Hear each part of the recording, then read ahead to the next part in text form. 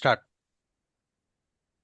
नमस्कार। स्वागत है आपका वर्ल्ड इस वीक के इस एपिसोड में। और आज हमारी चर्चा का विषय है भारत का कुख्यात टैक्स सिस्टम। हालांकि अभी ट्रम्प की जो टैक्स पॉलिसी है या उसी के ऊपर चर्चा हो रही है, क्रिया प्रतिक्रिया की, कि भारत और भारत का ट्रेड सेक्टर कैसे प्रभावित हो सकता है। लेकिन इसी बीच में पिछले 2 हफ्तों से अमेरिका और यूरोप के सारे अखबारों में यह बात प्रमुखता से उठाई गई है कि इंडिया में टैक्स टेरर का दौर चल रहा है। भारत के इनकम टैक्स मंत्रालय को या भारत के वित्त मंत्रालय को एक आतंकवादी संस्था की तरह निरूपण करते हुए यह बार बार दुनिया के देशों को बताया जा रहा है कि इनके इस आतंकी क्रियाकलापों से भारत के लोग ही त्रस्त होकर के भारत के बाहर विदेशों में रह रहे हैं। क्या वो वॉशिंगटन टाइम्स हो या द संडे हो या फिर सीएनएन हो, सब चैनलों पर एक जैसी खबर मूलतः रूप में चल रही है। तो आज सर मंजी, आज हमें आप इसी विषय पर बात करें या हमें बताने की कोशिश करें कि क्या अमेरिका और यूरोप में सचमुच अखबारों में जो चीजें छप रही हैं भारत सरकार टैक्स टेरर के रूप में है, वो सच है। या फिर आप हमें ये भी बताने की कोशिश करें कि दुनिया भर के देशों में टैक्सेशन सिस्टम कैसे है और उनका कंपेयर भारत से थोड़ा करके दिखाइए। और एक चीज और जो बार बार भारत के वामपंथी समूह भी कह रहे हैं कि भारत के लोग नागरिकता छोड़ रहे हैं। तो इन सभी बिंदुओं के ऊपर हमारी इच्छा होगी कि आप क्रमशः विश्व के जाने माने अखबार और समाचार चैनलों के माध्यम से हमारा नजरिए को स्पष्ट करें कि मिथक क्या है, वास्तविकता क्या है, क्या भारत सरकार स्वयं टैक्स टेरर की भूमिका में है या फिर कोई इसके अन्य और छिपे हुए कारण है। इन्हीं सारे मुद्दों के ऊपर आज हमें थोड़ी सी चर्चा करेंगे। स्वागत है मंजी आपका। धन्यवाद सर। अ, बेहद दिलचस्प मुद्दा है इस पॉडकास्ट का। आपने सही कहा। सोशल मीडिया पे भी अगर देखें तो काफ़ी मिडिल क्लास सैलरीड इंडियन लोग हैं जो बार बार ये मुद्दा उठाते हैं कि भारत में टैक्स का जो सिस्टम है बहुत ही खतरनाक है, आतंकित करने वाला है। अ, विदेशों में ऐसा नहीं है, विदेशों में टैक्स सिस्टम बेटर है। ये अर्ध सत्य है, आधा सत्य आधा झूठ। विदेशों में भी टैक्स स्लैब्स बहुत ज्यादा हैं। हम इस पे विस्तार से चर्चा करेंगे विद प्रॉपर डेटा। सच के आंकड़े आपको मैं दिखाने की चेष्टा करूंगा।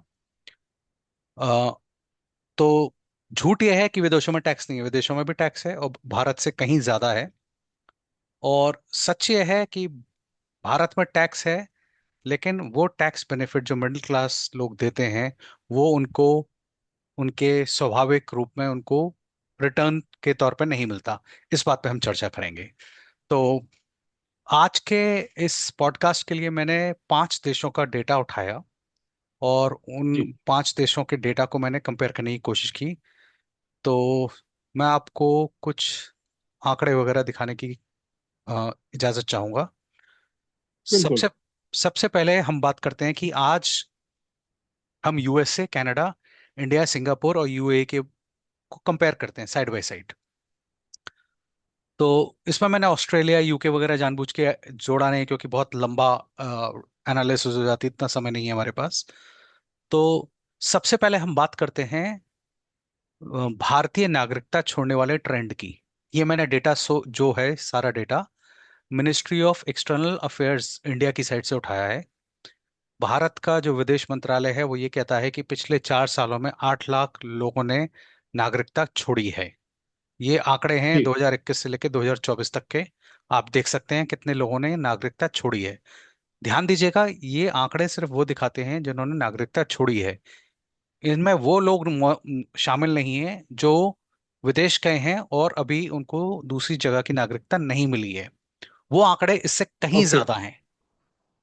वो आंकड़े ओके। इससे मेरे ख्याल से 10 गुना होंगे, इफ नॉट मोर। और ओके। जो 4 साल का ट्रेंड है उसमें 8 लाख लोग छोड़ चुके हैं। और ये मोटा मोटा मान के चलिए कि 2 लाख लोग हर साल नागरिकता छोड़ रहे हैं। हम्म। ये वो लोग हैं जो नागरिकता छोड़ रहे हैं, ये वो लोग हैं जो टॉप टीयर में आते हैं, जिनकी वेल्थ बाकी इंडिया के 98% लोगों से ज्यादा है। ये वो लोग हैं जो नागरिकता भारत की छोड़ने पे इस ट्रेंड में शामिल है। इसमें दो तीन चीजें ध्यान रखने वाली हैं। भारत डुअल सिटीजनशिप अलाउ नहीं करता, जैसे पाकिस्तान करता है। हम्म। वहां पर जी आप ब्रिटिश नागरिक भी हो सकते हो, पाकिस्तानी नागरिक भी हो सकते हो। भारत का ऐसा कोई सिस्टम नहीं है। भारत का ओसीआई कार्ड है, ओवरसीज सिटीजन ऑफ इंडिया। बहुत अक्सर पूछे जाने वाला सवाल यह है कि लोग नागरिकता क्यों छोड़ते हैं। नागरिकता इसलिए छोड़ते हैं क्योंकि उन्हें विदेशों में अच्छी नौकरी मिल जाती है। पूरे जी। परिवार को लेकर वो माइग्रेट कर जाते हैं, और वहाँ रहने वाले बेनिफिट्स इंडिया में रहने वाले बेनिफिट्स से कहीं अधिक है। इन सब टॉपिक्स पे हम विस्तार से चर्चा करेंगे। तो आपके पहले प्रश्न का उत्तर कि वामपंथी लोग कह रहे हैं कि लोग नागरिकता छोड़ रहे हैं, आंकड़े आपके सामने हैं। अब आप ही इस आंकड़ों को देख के बताइए कि वो कितने सच कह रहे हैं और कितना झूठ कह रहे हैं। ये तो बात है सर, लेकिन वो जो बात आपने महत्वपूर्ण बताई कि ये भारत सरकार के वो डाटा है जिन्होंने अपनी नागरिकता को त्यागा है। इसमें वो लोग शामिल नहीं है जो विदेशों में सेटल हो गए हैं और एकदम निष्क्रिय पड़े हैं। ना, जो अभी भी इंडियन पासपोर्ट के साथ हैं, और जी। ओसीआई कार्ड, और अ, रहे विदेशों में रहे हैं लेकिन अभी भी इंडियन पासपोर्ट होल्डर हैं। जैसे ग्रीन कार्ड धारी लोग हैं, वो अभी भी इंडियन पासपोर्ट होल्डर हैं, लेकिन उनको दशक हो चुके हैं इंडिया छोड़े हुए। तो वो आंकड़े तो आपको इतनी आसानी से उपलब्ध होंगे भी नहीं, और शायद से कोई करवाएगा भी नहीं। जी। अब अगला टॉपिक जो आपने, अगला सवाल जो किया था, भारतीय टैक्स सिस्टम का। लोगों को लगता है, और विदेशी मीडिया में भी यह हुआ फैल गया है कि भारत का टैक्स आतंकित करने वाला है, बहुत ज्यादा टैक्स सिस्टम है। तो इस पे कयास लगाना बेकार है, इस पे एनालिसिस करना बेकार है। इसका बेस्ट तरीका है कि हम असल आंकड़े उठा के देखें। तो जैसे मैंने पहले कहा, हम 5 देशों के टैक्स स्लैब्स को साइड बाय साइड कंपेयर करके देखते हैं कि हकीकत क्या है और फसाना क्या है। तो सबसे बिल्कुल। पहले हम जो बात करेंगे, ये करते हैं अमेरिका के पर्सनल टैक्स स्लैब की। ये लेटेस्ट डेटा है इस साल का। यहाँ जी। अमेरिका में 10% से लेकर 37% तक टैक्स सिस्टम है। मतलब गरीब से 10 से गरीब, 37। 10 से 37, मतलब गरीब आदमी जो $11,000 साल के कमा रहा है, उससे अधिक, उस पर 10% टैक्स है।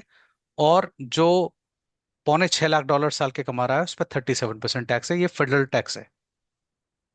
ओके। और इसके अलावा स्टेट टैक्स भी है, जो कई यहाँ पे राज्यों में 0% स्टेट टैक्स है, कई राज्यों में 13% है। ऑन एन एवरेज 8% मान के चलिए, 8% स्टेट टैक्स है। तो मतलब इतना टैक्स प्लस स्टेट टैक्स निकल जाता है। तो ये मान के हम्म। चलिए, अगर कोई आदमी $1 लाख कमा रहा है साल के, तो मोटा मोटा $45,000 उसके टैक्स में चले जाएंगे। अरे बाप रे, तो ये कम कहाँ हुआ सर? हाँ। तो 45 पे नहीं, 40-42 के आसपास आप मान लीजिए टैक्स पे चला जाएगा। तो टैक्स यहाँ हम्म। पे तीन चार मद में जाता है: Medicare tax, social security tax, state tax, federal tax. तो अमेरिका को तो कहा ही जाता है कि वो टैक्स और इंश्योरेंस पर जिंदा है। करेक्ट। तो ये आपके सामने आंकड़े प्रस्तुत हैं। अब हम बात करते हैं अगले देश की, कनाडा की। कनाडा में जो जी। टैक्स स्लैब्स हैं वो हैं 15% से लेके 33% तक। और इसके अलावा स्टेट टैक्स जो है 5 से 22% है। तो मतलब कि अगर इन आंकड़ों को ध्यान में रखा जाए, तो अगर कनाडा में कोई $1 लाख कमा रहा है, तो $50,000 उसके टैक्स में चले जाएंगे। ये तो और ज्यादा है। ये और ज्यादा है। ये डेटा भी जो है इस साल का है, 2025 का। ये भी कनाडा की इनकम टैक्स साइट से सारा डेटा उठाया गया है। जी। अब बात करते हैं इंडिया का। इंडिया में 2.5 लाख तक कोई टैक्स नहीं है। 5% से शुरू होता है हम्म। और 30% तक जाता है। ये इससे तो आप भली भांति वाकिफ होंगे, तो उसमें जी। मैं बिल्कुल। ज्यादा नहीं जाऊंगा। लेकिन इस इंडियन टैक्स सिस्टम में ट्रिक है। ट्रिक ये है, ये सिर्फ इनकम टैक्स की बात कर रहा है। इसके अलावा हम्म। जीएसटी भी है, और प्लस तरह तरह के टैक्स आप हर प्रोडक्ट को खरीदने में देते हो, जो इन देशों में नहीं है, यूएसए या कनाडा वगैरह में। वहां पे फ्लैट जी। 7% सेल्स टैक्स है। जी। लेकिन इंडिया में गुड्स की कैटेगरी इतनी है जिसमें 28% तक आप टैक्स पे करते हो। तो ये इंडिया फैक्टर, इनडायरेक्ट और डायरेक्ट मिला करके कितना आंकड़ा निकला है सर? कुछ है वो आपके पास आंकड़ा इसका वो डेटा? आंकड़ा मैंने नहीं निकाला, मैंने सिर्फ डायरेक्ट टैक्सेस का निकाला है। Indirect okay. टैक्सेस का मैंने इसलिए नहीं निकाला क्योंकि वो बहुत वेरी करता है। हर राज्यों में अलग अलग है, और क्या क्या गुड्स की ऊपर कितना जीएसटी है वो। तो इंडिया का जो टैक्स स्लैब सिस्टम यहाँ जो दिख रहा है, ये टैक्स स्लैब सिस्टम हकीकत में कहीं ज्यादा ही होगा। जी। इसके बाद हम बात करते हैं अगले देश की, सिंगापुर। सिंगापुर में पहले 20,000 डॉलर पे कोई टैक्स नहीं है, और मैक्सिमम 22,000, 22%। तो सिंगापुर काफी कम है अभी जी, तक, अपेक्षाकृत। अपेक्षक। फिर है यूएई। यूएई में पर्सनल इनकम टैक्स तो है ही नहीं। ये आज के जन्नत का जो एक नजारा पेश कर रहा है यूएई, और भारतीय मूल के बहुत सारे लोग इस जन्नत में जो अपना ठिकाना बना रहे हैं, सर उसके थोड़े बारे में बताइए। हाँ, आपने बड़ी दिलचस्प बात बोली। एक कुछ 2 हफ्ते पहले एक न्यूज़ बड़ी वायरल हुई थी, सोशल मीडिया से लेके सब जगह तक, कि जो दुबई का, यूएई का जो गोल्डन वीजा है वो 25 लाख या 23 लाख रुपए में मिल रहा है। वो पहले हम्म। गोल्डन वीजा कुछ 4-5 करोड़ रुपए के इन्वेस्टमेंट के साथ मिलता था। ध्यान देने वाली बात हम्म। यह है, यूएई आपको कभी भी नागरिकता नहीं देगा। 10-15 साल के लिए दे रहा है। नहीं, वो सिर्फ वीजा देता है कि आप वहां रहिए, काम कीजिए। आप नागरिक होंगे, लेकिन आपके पास यूएई का पासपोर्ट नहीं मिलेगा आपको। ओके। आप जीवन भर के लिए इंडियन नागरिक ही रहोगे, लेकिन आपके पास सिर्फ गोल्डन वीजा रहेगा। हम्म। तो मतलब आप परमानेंट रेजिडेंट हो वहां के, 10 साल के लिए, 15 साल के लिए। लेकिन यूएई का आपने जो बोला ना जन्नत वाला, वो जन्नत इसलिए है क्योंकि हम्म। 0% टैक्स है। हम्म। आप जितना भी कमाएंगे सब कुछ आपकी जेब में आएगा। इसीलिए यहाँ के लोग वहाँ अपना ठिकाना बना रहे हैं, और बुर्ज खलीफा के पास कोने में कहीं घर लेकर के सोशल मीडिया पर धौंस झाड़ रहे हैं कि आइए हम भी बुर्ज खलीफा में रहते हैं। हाँ हाँ। और यूएई में रहना इंडिया पाकिस्तान के मूल के लोगों के लिए ख्वाब है।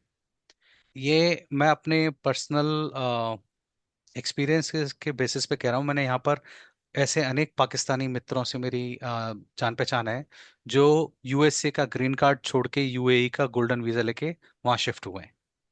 ये भी एक ऐसा हकीकत क्यों? है। ऐसा इसलिए, 2 कारण है उसके मुख्य। यूएसए में टैक्स, मैंने आपको पहले ही बताया था, 37% तक या 45% तक जाता है। और अगर वही, जैसे मान लीजिए कोई आदमी सॉफ्टवेयर डेवलपर है, वो यूएसए में अगर 1 लाख डॉलर कमा रहा है, तो उसके काट पीट के सैलरी आएगी कुछ 60,000 डॉलर। लेकिन वही ओके। आदमी अगर 1 लाख डॉलर की सैलरी यूएई में कमाए, तो उसको पूरे 1 लाख डॉलर उसके हाथ में आएंगे। अच्छा। तो और क्वालिटी ऑफ लाइफ भी यूएई में बढ़िया है। तो ये पहला कारण है कि पाकिस्तानी मूल के लोग यहाँ से यूएई कई भागते हैं यहाँ से, अमेरिका का ग्रीन कार्ड लेकर वहां निकल लेते हैं कि वहां पर आराम से यहाँ का ग्रीन हम्म। कार्ड छोड़ने के लिए तैयार है। तो आप सोचिए, यूएई का गोल्डन वीजा आज की तारीख में यहाँ के ग्रीन कार्ड से ज्यादा प्रभावशाली है। तभी तो भारत सरकार को अपना स्पष्टीकरण भी देना पड़ा। जी बिल्कुल। और दूसरा अहम कारण जो है वो ये है कि यूएई की जो ज्योग्राफिकल लोकेशन है, चूंकि वो इंडिया और पाकिस्तान के बहुत करीब है, तो वहां लोग ज्यादा हम्म। बसना पसंद करते हैं, क्योंकि 3-4 घंटे, 4 घंटे की फ्लाइट में, 3 घंटे की फ्लाइट में आप घर जब मर्जी चाहे जा सकते हैं। आ जाएंगे दशहरा दिवाली मनाने और लोहड़ी बिल्कुल। मनाने, हाँ, इसीलिए सोचते हैं। 30,000 रुपये तो टिकट है नहीं, बिल्कुल तो सोचते टिकट हैं कि सस्त। हाँ हाँ, बगल में ही है, जितना देर में कश्मीर से कन्याकुमारी पहुंचेंगे उतने में दिल्ली से दुबई पहुंच जाएंगे। जी बिल्कुल। और इनकम टैक्स भी नहीं देना। तो हम्म। स्वाभाविक सी बात है। खैर, बैक टू हम जो डिस्कस कर रहे थे, यूएई का ये हो गया। अब ये सारे डेटा के बेसिस पे अब देखिए, जो टैक्स का स्लैब है, सबसे ज्यादा टैक्स लेता है कनाडा, फिर अमेरिका, ओके। फिर इंडिया, फिर सिंगापुर, फिर यूएई। सिंगापुर। तो जो तो इंडिया मतलब है, भारत का क्रम बीच में तीसरा है। या चौथा माना जा रहा है। हाँ। तो ये कहना कि भारत का टैक्स सिस्टम आतंकित करने वाला है, ये गलत है। बाकी देशों के भी टैक्स सिस्टम हमसे ज्यादा भारी भरकम हैं। बिल्कुल। ये आंकड़े बता रहे हैं, ये मैं नहीं कह रहा। तो खैर। सर इस बात का हम ये निष्कर्ष निकालें कि पश्चिमी देश हमेशा की तरह भारत के लूप होल को ढूंढते हैं, और एक छोटे से मुद्दे को तिल का ताड़ बना करके अंतर्राष्ट्रीय स्तर पर लानत मानत करने का हमेशा जो एक तिकड़म भिड़ाए रहते हैं, उसी तिकड़म का ये परिणाम है इंडिया का टैक्स टेरर सिस्टम। क्या आप इस बात को एग्री कर रहे हैं? मैं काफी हद तक एग्री करूंगा, काफी हद तक इसलिए एग्री नहीं करूंगा क्योंकि ये जो परसेप्शन है वो इसलिए आ रहा है क्योंकि हाल के पिछले 10 वर्षों में भारत से प्रवासी का जो नंबर है एक्सपोनेंशियल बढ़ गया है। चाहे बिल्कुल। यूरोपियन कंट्रीज हो, चाहे कनाडा हो, चाहे अमेरिका हो, इंडिया से लोग निकल निकल के भाग रहे हैं दूसरे देशों में। तो इन देशों के लोगों को लगता है कि भारत में चूंकि टैक्स ज्यादा है इसलिए लोग वहां से निकल निकल के भाग रहे हैं, जो कि सच नहीं है।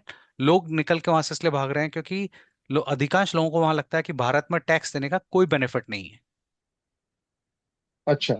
जबकि आप इन तो देशों में अगर आप टैक्स देंगे, जैसे मान लीजिए आप अमेरिका में 10 साल तक सोशल सिक्योरिटी टैक्स देते हो, तो आपको हम्म। 60 साल के बाद सोशल सिक्योरिटी बेनिफिट्स मिलने शुरू हो जाएंगे। यानी कि बुढ़ापे में अच्छा। सरकार आपको पैसा देगी। इस तरह का तो सिस्टम भारत में नहीं है। नहीं है। तो भारत में आप चाहे हम्म। टैक्स कितना भी दे लीजिए, अब अमेरिका में एक सिस्टम है, जैसे मान लीजिए एक एक आदमी ने 5 साल नौकरी करी, टैक्स भरा, फिर उसकी जॉब चली गई, तो उसको हम्म। 13 हफ्ते का जो बेरोजगारी भत्ता है वो यूएस हम्म। गवर्नमेंट उसको देगी। इंडिया अच्छा। इंडिया में ये सिस्टम नहीं है। इंडिया में आप ऐसे ऐसे किस्से में सोशल मीडिया पे पढ़ता हूँ कि कोई आदमी लाखों रुपए टैक्स भर रहा है, अचानक से उसकी नौकरी गई, 6 महीने ले लो बेरोजगार था, सरकार से तो उसे धेला भी नहीं मिलेगा चाहे उसने पिछले 10 सालों में करोड़ों रुपया टैक्स भरा हो।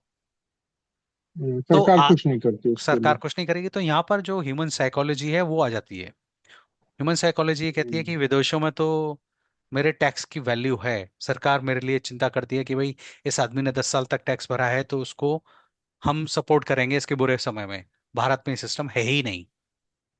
हम्म। भारत में सोशल सिक्योरिटी सिस्टम है ही नहीं, बेरोजगारी वाला सिस्टम है ही नहीं, विदेशों में है। इसलिए लोगों को लगता है कि अगर हम्म। कनाडा वेलफेयर स्टेट है, इंग्लैंड वेलफेयर स्टेट है, वहां पर मेडिकल फ्री है। वो मेडिकल वाला हम पॉडकास्ट किसी और दिन डिटेल में करेंगे। बिल्कुल। लेकिन लोगों को लगता है कि विदेशों में मेडिकल फ्री है, वो भी आधा सच आधा झूठ है। यूएसए में तो मेडिकल फ्री नहीं है, सबसे ज्यादा महंगा है। लेकिन सोशल सिक्योरिटी बेनिफिट्स और बाकी जो टैक्स बेनिफिट है वो स्वाभाविक रूप से टैक्स पेयर को किसी ना किसी रूप में वापस मिल जाता है। हम्म। तो उसको तो ये सच नहीं अखरता कि मैं 40% टैक्स भी दे दूं तो मुझे चीटी काटेगी। तो सर, सचमुच क्या ये भारत के टैक्स सिस्टम से त्रस्त होकर लोग जा रहे हैं, या विदेशों में बसने का एक आकर्षण है, या फिर आज के जन्नत दुबई के 0% टैक्स का एक अलग सा मोह है? क्या सर इसमें वास्तविकता है? ये कॉकटेल है सबकी, एक एक मिक्सचर है। ओके। जितना मैं समझता हूँ, सबसे पहला फैक्टर है लोगों का ये मानना है कि भारत में टैक्स पे करना धन की बर्बादी है, हमें उसका कोई बेनिफिट नहीं मिलेगा। ना सोशल सिक्योरिटी मिलेगी, ना बुढ़ापे में पेंशन मिलेगी, ना फ्री मेडिकल मिलेगा, ना अच्छी सड़कें मिलेंगी, पोल्यूशन से भरे शहर मिलेंगे, करप्शन रहेगा। हम्म। ये एक आम थॉट प्रोसेस है। काफी हद तक सच भी है, काफी लेकिन उसको जनरलाइज नहीं किया जा सकता। पहला हम्म। तो ये है। दूसरा है quality of life. Quality of life को आप कैसे हम्म। डिफाइन करते हो? क्वालिटी ऑफ लाइफ आपकी है कि आप सुबह ऑफिस जाने में आपका कितना समय बर्बाद हो रहा है, कितनी कितनी हद तक आपको साफ हवा में सांस लेने का मौका मिल रहा है, कितना ease hmm. Of doing business है, कितनी आसानी से आप टैक्स भर पा रहे हो, कितनी आसानी से आपके घर में पानी आ रहा है, बिजली कितनी घंटे आ रही है, बिजली कट्स तो नहीं लग रहे, डे टू डे लाइफ में आप कितना भ्रष्टाचार का शिकार बन रहे हो। ये सब क्वालिटी ऑफ हम्म। लाइफ में इंक्लूडेड हो जाता है। और क्वालिटी ऑफ लाइफ एक इम्पॉर्टेंट फैक्टर है जिसके तहत लोग, जो हाई वर्थ लोग हैं, वो भारत से निकलने की जुगाड़ में हैं। ये तो सच है सर, दिल्ली के लोग गुड़गांव में शिफ्ट हो रहे हैं, मैक्सिमम जो लोग हैं। हाँ। तो उनका ये ये कहना है कि प्रदूषण बहुत ज्यादा है, ट्रैफिक बहुत ज्यादा है, शोर बहुत ज्यादा है। जी। और तो विदेशों में जाने का आकर्षण भी यही है। फिर अगला फैक्टर यह है कि हम इंडियन लोग हमेशा से बाहर फॉरेन में बसने के तो हमेशा से हम दीवाने रहे हैं। तो गोरे लोगों के बीच। गोरे काले लोगों के बीच में अब तो मैं किससे सुनता हूँ लोगों के कि किसी भी देश में बसने के लिए तैयार हैं। हम्म। न्यूजीलैंड, ऑस्ट्रेलिया, अफ्रीकन कंट्रीज में भी लोग जाने को तैयार हैं, बिल्कुल भी। गल्फ में, युगांडा और साउथ अफ्रीका में भी तैयार हैं सर। हाँ बिल्कुल तैयार है। तो अ, समझ में नहीं आता कि ये रेल कब रुकेगी। अ, इस चक्कर में ब्रेन ड्रेन भी कितना तगड़ा हो चुका है अभी तक, होता रहेगा कल ही तो आगे। रिपोर्ट आई, कल ही रिपोर्ट आई थी कि भारत के जितने भी कुशल प्रोफेशनल्स हैं, टेक्नीशियन, उसका 30% प्रति वर्ष भारत से बाहर जा रहा है। अब इसको ब्रेन ड्रेन कहें या भारत से प्रतिभा पलायन। बात सही है, आईआईटी के सारे ग्रेजुएट्स, भारत सरकार कितना। उनका तो सपना होता है, हाँ। यहाँ आईआईटी में पढ़ते ही वो सोचते हैं कि एमआईटी और वॉशिंगटन और टेक्सास में या सिलिकॉन वैली में जाना है। वो तो बैंगलोर, पुणे, अहमदाबाद, हैदराबाद को तो घास भी नहीं डालते। उनकी बेइज्जती होती है कि इसके बारे में इंफोसिस या टीसीएस में यहाँ नौकरी करे। उनका तो एक ही सपना होता है, कैलिफोर्निया जी या बिल्कुल। Silicon valley. और ये सोचिए इसमें इंडियन टैक्स पेयर का कितना पैसा जाता है। तो हम्म। अल्टीमेटली हम अपने टैक्स पेयर के पैसे से एक ऐसी वर्कफोर्स तैयार कर रहे हैं जो विदेशों में अपना जलवा मनवाएगी। खैर। इनको इनकी इनकी तो पढ़ाई महंगी कर देनी चाहिए। खैर। आप अब मेरी स्क्रीन पे देख रहे हैं तो मैंने कुछ बेनिफिट्स को आउटलाइन करने की कोशिश की है। जैसे अमेरिका में मैंने जैसे पहले बताया, मेडिकेयर हम्म। मिल जाता है, सोशल सिक्योरिटी मिलता है, इंफ्रास्ट्रक्चर बढ़िया है, पढ़ाई लिखाई अच्छी है, कानून व्यवस्था अच्छी है, बेरोजगारी भत्ता, और अगर आपको खाने पीने की समस्या है तो सरकार आपको फूड स्टैम्प्स देगी हर महीने कि आप भूखे मत मरो। कनाडा में फ्री हेल्थ केयर है, पढ़ाई लिखाई फ्री है, बच्चों को बुजुर्गों को महीने का पॉकेट मनी मिलता है, पब्लिक ट्रां अच्छा। हाँ, ये सब चीजें हैं। मतलब 41,000 डॉलर तक की पब्लिक सर्विस आपको मिलने की किसी ना किसी रूप में मिल जाती है अगर हम्म। आप इन देशों में रह रहे हैं। सेम चीज सिंगापुर में है। इंडिया का मैं इसलिए डिटेल में भी नहीं कहूंगा क्योंकि जो निचले तबके के लोग हैं उनको काफी सरकारी स्कीम मिल रही है, लेकिन सबसे बड़ा प्रश्न यही है, जो मिडिल क्लास है, जो सैलरी सैलरी वर्ग वाला है, उसको ये बेनिफिट किसी भी रूप में मिल ही नहीं सकते। मिल ही नहीं रहा। क्योंकि वो ना पॉवर्टी लाइन के नीचे हैं, वो सिर्फ टैक्स दिए जा रहे हैं, उनको किसी भी तरह से टैक्स बेनिफिट नहीं मिलता। हम्म। ये भी एक यूनिवर्सल। हम सारे लोग, हाँ। हम सारे कमाने खाने वाले लोग अपने साथ होने वाले धोखे की ऊपर चर्चा कर रहे हैं कि भारत सरकार हमारे साथ धोखा कर रही है। हाँ, जब मैं भारत में सुनता हूँ कि लाडली बहन और प्यारा भैया स्कीम आई है जिसके तहत हर महीने 2,000 पॉकेट मनी मिलेगा, मुझे हम्म। ये सारी योजना सुनकर हंसी भी आती है और अफसोस भी होता है कि दुनिया हम्म। कहाँ से कहाँ जा रही है और आप अभी भी इन्हीं चीजों में अटके हुए हैं।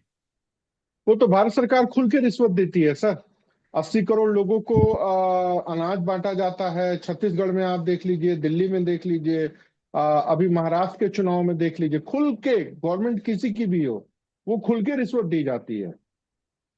अभी दिल्ली में भी हर परिवार में जो मेन वोटर लोग हैं उनको रिश्वत दी जा रही है। तो आप उससे वेलफेयर स्कीम न कर करके सीधे सीधे रिश्वत देनी की एक हथकंडा समझिए, फ्रीबीज जिसको हम लोग बोलते हैं। फ्रीबीज, सही आरबीआई कहा। इनको चेता चुका है, आरबीआई इनको चेता चुका है, आईएमएफ इनको बोल चुका है, वर्ल्ड बैंक बोल चुका है, अंतर्राष्ट्रीय मंचों पर इनकी छीछा लेदरी भी हो रही है। लेकिन राजनीति में, डेमोक्रेसी में, चुनाव में जीत सबसे बड़ी मायने रखती है। और इस रिश्वत का बहुत बड़ा योगदान है चुनाव में जीत का। अब तो होड़ लगी हुई है कांग्रेस वर्सेस बीजेपी और अन्य रीजनल पार्टियों में, कौन जनता को ज्यादा सहूलियत दे रहा है। सच बात है, इसमें कोई दो राय नहीं है। मैं एक और स्टडी पेपर पढ़ रहा था। जी। वो था अमेरिका में कितने फॉरेन स्टूडेंट्स हैं। मैं काफ़ी सरप्राइज हुआ देखकर कि अमेरिका में हर साल on an average 4.5 lakh Indian students आते हैं पढ़ने, हम्म। जो सबसे बड़ा काउंट है। Close to 27% of all international students in USA are Indians. 27%। Number 2 पे चाइना है, हम्म। वो 23% है। अंतर यह है कि चाइनीज स्टूडेंट्स पढ़ लिख के वापस अधिकांश लोग जाते हैं चाइना में अपना काम हम्म। करते हैं। हमारे ये जो लोग तो वहीं अपना सेटिंग करते हैं। हाँ, भारत से जो बच्चा पढ़ने आता है उसका लॉन्ग टर्म गोल यही होता है कि मैं वहीं रहूंगा। थोड़ा यहाँ भौकाल भी रहेगा कि हमारा बचवा वाशिंगटन में पढ़ा था। हाँ हाँ, यहाँ पर ये समझ लीजिए ना, यहाँ पर सीट्स की कोई कमी नहीं है, एंट्रेंस टेस्ट वगैरह भी नाम मात्र के हैं। नहीं होते हैं सर। नहीं होते हैं। दिल्ली यूनिवर्सिटी के सर जितने नामी प्रोफेसर हैं, उन सबके कच्चे बच्चे, मतलब बच्चे बच्चियां, सब अमेरिका और कनाडा में जा रहे हैं। तो एक से तो हमारी बात भी होती है, उन्होंने कहा कि भाई दिल्ली के किसी कॉलेज में इसका परसेंटेज नहीं था कि एडमिशन हो जाए, तो उसको उन्होंने कनाडा भेज दिया। मैंने पूछा क्या पढ़ रहे हो, तो उसने कहा रोबोटिक्स। तो मैंने कहा सिलेबस दिखाओ। तो उसने जो सिलेबस दिखाया, वो कनाडा के 2 रूम के चलने वाले कॉलेज में, जैसे मुखर्जी नगर या राजेंद्र नगर के सड़क पर कंप्यूटर इंस्टीट्यूट होते हैं, उसी तरह कनाडा में जाके पढ़ रहा है।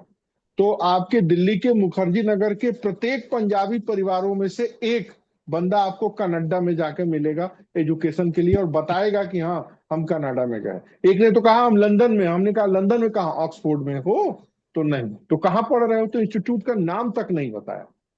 तो पंजाबी परिवारों में तो एक फैशन हो गया है कि हमारा बच्चा कनाडा में या लंदन में या ब्रिटेन के लंदन में या कहीं और पढ़ रहा है। तो देखिए, ये एक आकर्षण है धौल जमाने का।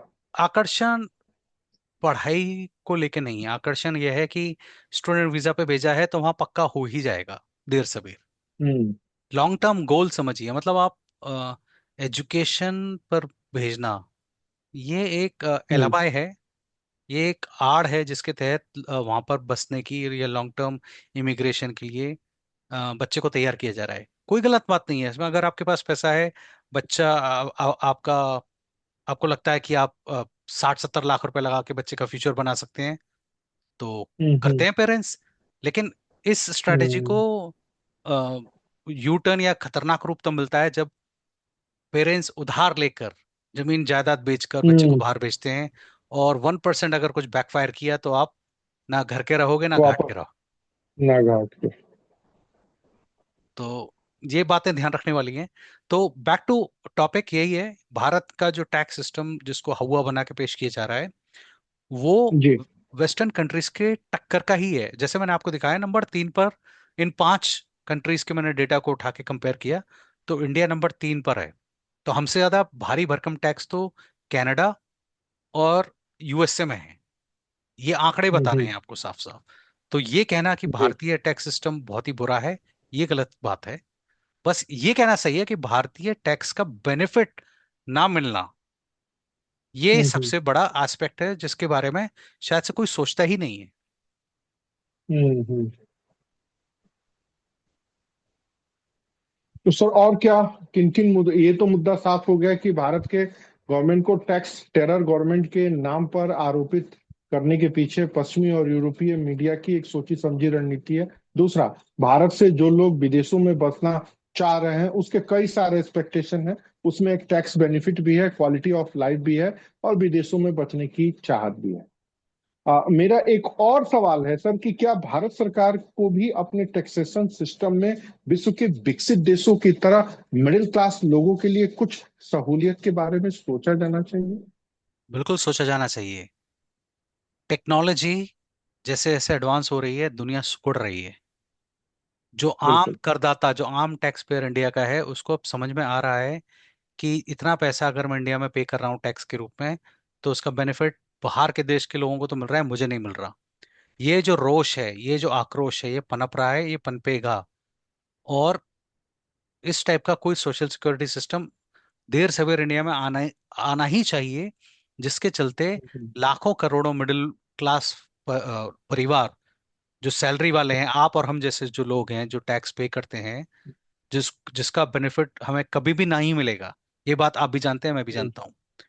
तो इस हम्म। वर्ग में ये रोष पनपे उससे पहले सरकार को कुछ ना कुछ स्ट्रैटेजी लगा के कोई ना कोई स्कीम लॉन्च करनी ही चाहिए। हम्म। इससे बहुत फायदे होंगे। इससे ये भी फायदा होगा ना कि आप ये सोचिए, जो लोग आज टैक्स पे नहीं कर रहे, वो कल टैक्स पे करेंगे कि 10 साल तक टैक्स भरिए, बुढ़ापे में पेंशन लीजिए। हम्म। ये समथिंग ऑफ ये एक दैट। अच्छी स्कीम हो सकती है, जो लोगों को टैक्स देने पर मोटिवेट भी करे और उनको ये एक उम्मीद दे दे कि एक सोशल सिक्योरिटी मिलेगी। अगर सरकार ये पेंशन वाली चीजें इसमें इंक्लूड कर देती है, तो मुझे लगता है कि लोग ईमानदारी से टैक्स देने की पहल करेंगे। लेकिन भारत में करप्शन का स्तर इस कदर ज्यादा हो चुका है कि लोग जल्दी सरकार पर भरोसा नहीं करते, और मैक्सिमम लोगों की सोच यही होती है कि सरकार को चूना लगाया जाए। सच, इसमें कोई दो राय नहीं है, काफी हद फिर तक भी सत्य है। उम्मीद है कि उम्मीद है निर्मला ताई इसके बारे में कुछ सोचेंगी? हालांकि उनका मंत्रिमंडल बरकरार रहा तो। हालांकि यहाँ बहुत तेजी से चर्चा है कि मोटा भाई को वित्त मंत्रालय दिया जा रहा है, और निर्मला ताई की छुट्टी होने वाली है। भगवान जाने क्या हो सकता है उपराष्ट्रपति के चुनाव तक। कुछ सर और भी बातें आप बताएंगे कि भारत के लोग जो विदेशों में बसने की सोच रहे हैं, खासकर दुबई जैसे शहरों में, या फिर यूएई जैसे देश में, और मिडिल ईस्ट के जैसे हालात हैं, तो हम तो इतिहास के विद्यार्थी हैं और शिक्षक भी हैं, तो हमें तो लगता है कि मिडिल ईस्ट का नक्शा समय समय पर बनता है और बिगड़ते रहता है। तो क्या लग रहा है कि भारत के लोग जो दुबई सेटल हो रहे हैं उनका भविष्य सुरक्षित है? क्योंकि अभी ईरान ने खुल के अमेरिका को धमकाया कि अगर हमारे ऊपर आक्रमण करना बंद नहीं करोगे तो मिडिल ईस्ट के जितने तुम्हारे चमचे बेलचे ये देश हैं, हम उनके ऊपर बम ठोकेंगे। तो बहुत कम ही लोग हैं जो इस वास्तविकता से रूबरू हैं कि ईरान ने जब से धमकी दी है कि सुन्नी देशों में उत्पात मचाएंगे, कुछ हद तक सीज फायर कराने में इस घटना का भी रहा। तो क्या भविष्य में जो लोग दुबई में बसने की सोच या चाह या इच्छा रख रहे हैं, उनका भविष्य भी युगांडा की तरह कहीं संकट में तो नहीं हो सकता? इस पे मेरी सिर्फ यही टिप्पणी है कि यूएई में 10-15 साल गोल्डन वीजा पे लेके काम करना इसलिए बेहतर है क्योंकि आप वहां पर टैक्स बचाकर इतनी बचत कर लेंगे कि अगर खुदा ना खास्ता किसी को वापस आना भी पड़े तो उसके पास इतने सालों की बचत इतने विशाल अमाउंट के रूप में होगी कि वो इंडिया आके चैन की जीवन व्यतीत कर जी सकेगा। सकते हैं। वही काम अगर 15 साल आपने इंडिया में रह के किया तो आप टैक्स भरते भरते ही आपकी सारी बचत जीरो हो जाएगी। तो बिल्कुल बिल्कुल। इतना रिस्क तो बनता है लोगों का लेने का, इसलिए गोल्डन वीजा की इतनी चाहत है लोगों को। तो इसका मतलब आप जो भारत के लोग दौड़ दौड़ के आज के जन्नत दुबई में अपना ठिकाना बना करके अपने हरम बनाने की सोच रहे हैं, इसका मतलब आपके अनुसार वो सही है? काफी हद तक सही है, इसमें कोई बुरी बात नहीं है। अगर आप अफोर्ड सबको कर अपने सकते बारे हो में तो सोचने का। बिल्कुल आपको आपको सोचना चाहिए। आपको सोचना चाहिए बचत कैसे की जाए। और बिल्कुल ये बात भी इंपॉर्टेंट ध्यान रखने वाली है कि यूएई में अगर आप गोल्डन वीजा लेके रह रहे हो तो आप हो तो फिर भी इंडियन सिटीजन ही ना, है तो आपके पास बिल्कुल। इंडियन बिल्कुल, पासपोर्ट ही। तो ऐसा तो है नहीं है कि इसीलिए आपको वो लोग आते जाते रहते हैं, आते एक जाते साल रहेंगे। 2 साल में हम्म। आते जाते रहते हैं, हर त्योहार और शादियों में अपनी धमक बनाए रखते हैं कि हाँ भाई हम भारतीय हैं, फिलहाल वहां गए हैं। हाँ, और आप ये सोचिए ना, टैक्स जीरो दे रहे हो, 0% दे रहे हो, तो आप खुद सोचिए कितना कितना बड़ा बेनिफिट है वो। हम्म। खैर, अभी तो हम तो लोग को समय भी की कमी सोचना है। चाहिए सर कि हम्म। हम लोग को भी सोचना चाहिए कि दुबई में एक सिविल सर्विसेज की संस्था डाल दी जाए और वहीं पर बच्चों को पढ़ाया जाए इतिहास भूगोल। हम भी सोचते हैं इसके मुद्दे पर। सर एक अंतिम सवाल, क्या भारत के वित्त मंत्रालय के पास पहुंचाने के लिए आपको कोई सुझाव है? भले हमारी बातों को सुने या न सुने, लेकिन एक राष्ट्र के सचेत नागरिक होने के नाते हमारा कर्तव्य बनता है कि देश की शासन व्यवस्था में सुधार की हमेशा गुंजाइश बनी रहे, और हम उसमें अपना वैचारिक योगदान ही सही लेकिन योगदान करते रहें। तो क्या आप भारत के वित्त मंत्रालय को कोई सुझाव देना चाहेंगे? देखिए, सुझाव देने की तो मेरी कोई औकात नहीं है, लेकिन बस मैं आपको अ, आपके माध्यम से सिर्फ इतना ही कहना चाहूंगा उनको कि इट्स हाई टाइम कि आप मिडिल क्लास सैलरीड वर्क के लिए सोचना शुरू करें। ये दूध देने वाली दुधारू गाय है, इसको जी। आप दूसरे देशों में भेजना अफोर्ड नहीं कर सकते, चाहे आपके कितने भी हम्म, वर्क फोर्स हो। इसके इस वर्ग पर ध्यान देने की बहुत जरूरत है। बस इतना ही मैं कहना चाहूंगा। बिल्कुल।